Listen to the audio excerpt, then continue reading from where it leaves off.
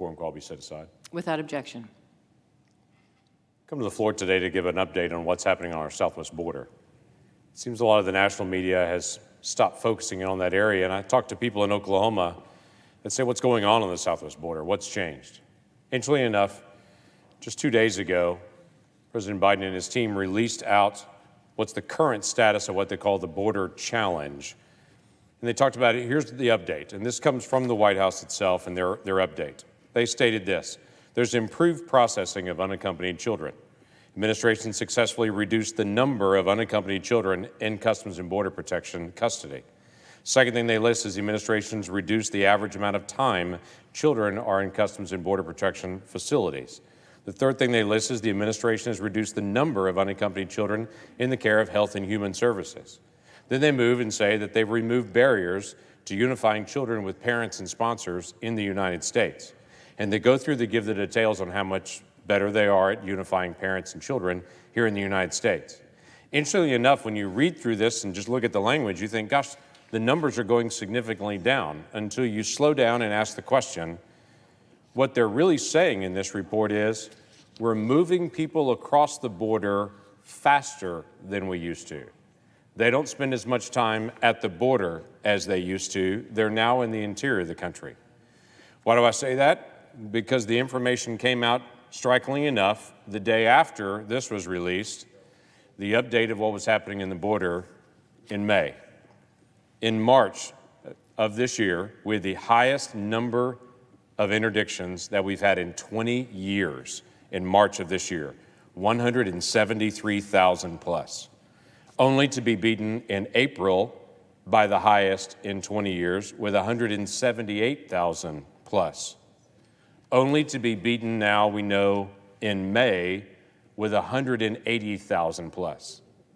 The surge continues to accelerate while the administration puts out their notice and saying we're getting so much more efficient at moving people from the border into the interior of the country. This is why President Giamonte of Guatemala spoke to the administration this week in a public setting, strikingly enough, saying you're giving mixed signals to the people of Central America. For the vice president to come to Guatemala and say, don't come, but then for the administration to say, but if you do come, we're a lot faster getting you into the country than we used to be. This is the mixed signal problem. And it's why coyotes continue to be able to move record numbers of people through Central America into the interior of the country. And it's not just from Central America. We've had this year a more than 400% increase in migration from nations outside of the Northern Triangle and Mexico. Because the coyotes are learning we know how to move people, and the world is seeing if you want to be able to come to America illegally, now is the time to do it. So if you go back to March, we had all these individuals that were coming from Guatemala, Honduras, and El Salvador. Now there's a 400% increase of people from outside of those areas that are coming in those same trafficking networks moving into the United States. We've now had this year 23,000 that we know of, individuals that when they were brought across the border under the new Biden proposal to be more efficient at moving people across the border, that if the line was too long to be processed at the border, they would be released into the United States and told, whatever city you go to, turn yourself into ICE and start what's called a notice to appear process to be able to request asylum. Literally. This has never happened under any administration. No administration's done this. If the line is too long at the border when you're crossing illegally and it backs up there to be able to check in with the Border Patrol or CBP, then they're released into the country. As we know of, by the end of March, we don't know the numbers yet for April and May, but by the end of March, 23,242 people that have been just released and told, turn yourself in whatever city you get to. Now, I've asked the question, how many people have actually turned themselves in? How many people have actually done that? The latest number that we have that have actually checked in is about 1,800 people. Quite frankly, I was surprised it was that high.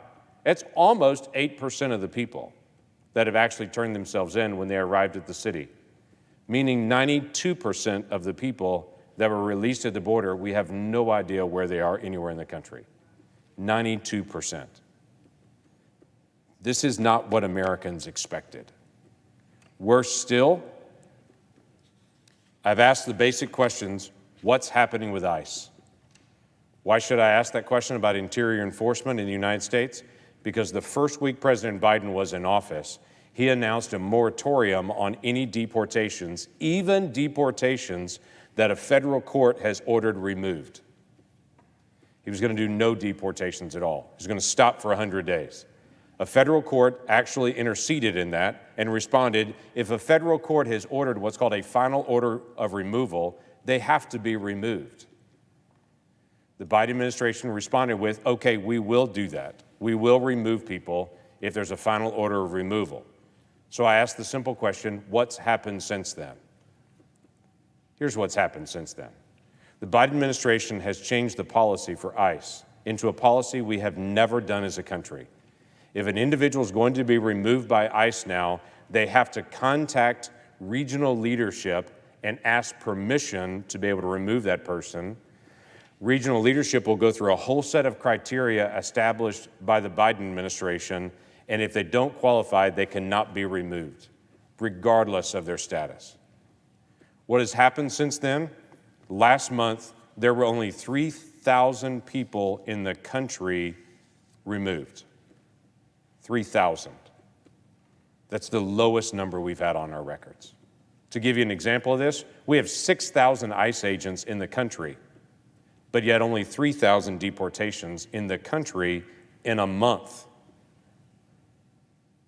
We're on record to be at a number we have never experienced before as a country for deportations of any president, because we're not enforcing the law. Not only do we have record numbers coming across the border, we have a record low number of deportations that are happening.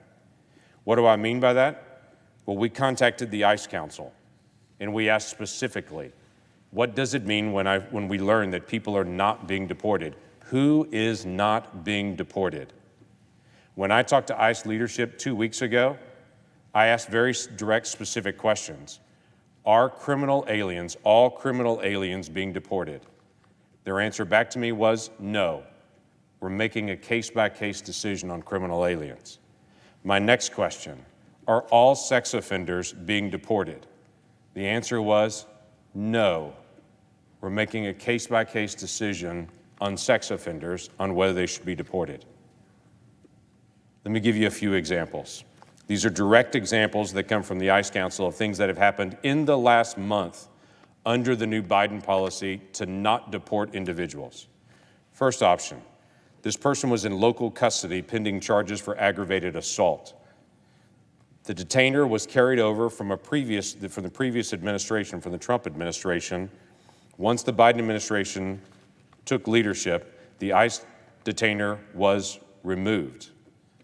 They ordered a reevaluation of the case and said that they have to be actually convicted of aggravated assault charges before you can put a detainer. Now, a detainer doesn't actually remove them. That's just a detainer to say, don't release them if convicted. That detainer was removed. Case number 2. This person had been deported 4 times before. 4 times before. They've had convictions for evading arrest, domestic violence, and multiple DUIs. They also had a pending DUI charge right now again.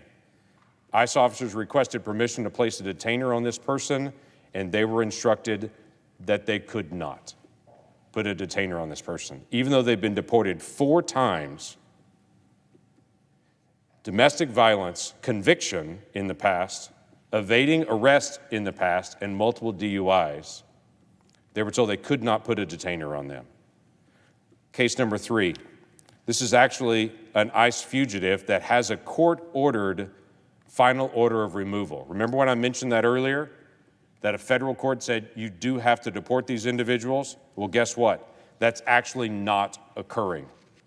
ICE officials made a request for someone who had an aggravated assault, and they were told that they could not do it unless they went through a lengthy, long process.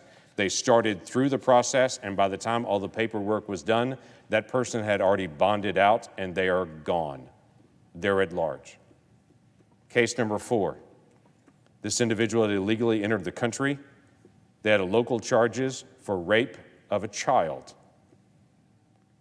ICE officers were prohibited from placing a detainer on them, saying that they hadn't been convicted yet. So they couldn't even put a detainer pending their conviction to remove them. Case number 5. This person had already been deported before, have a conviction for a sex offense against a child in sexual battery. ICE officers requested permission to make an arrest on this individual, but ICE management denied the request based on the new Biden priorities. That person is on the street right now.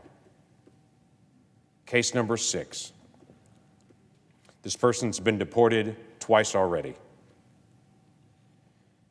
They're pending charges right now, though they've been deported before. They have pending charges on them right now for distribution of heroin, aggravated assault, endangerment of a child, and failure to stop or to respond to a command of police. Here's what happened. A criminal informant advised police that this individual had arranged to sell him a 1/4 pound of heroin. By the way, that's a lot. When the subject appeared at the designated location, the police attempted to arrest this individual, but instead, the person illegally present in the country attempted to ram the police with his car, almost hit a police officer who was standing outside of his vehicle. The person was arrested.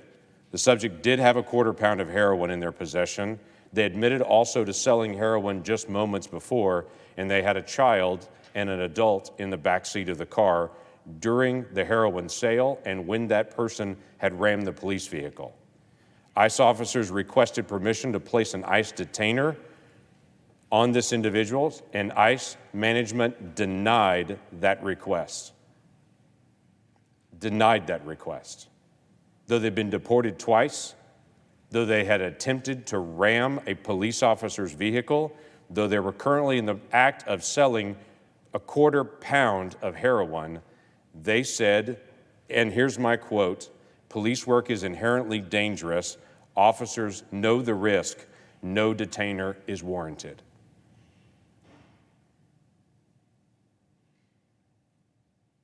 What are we doing?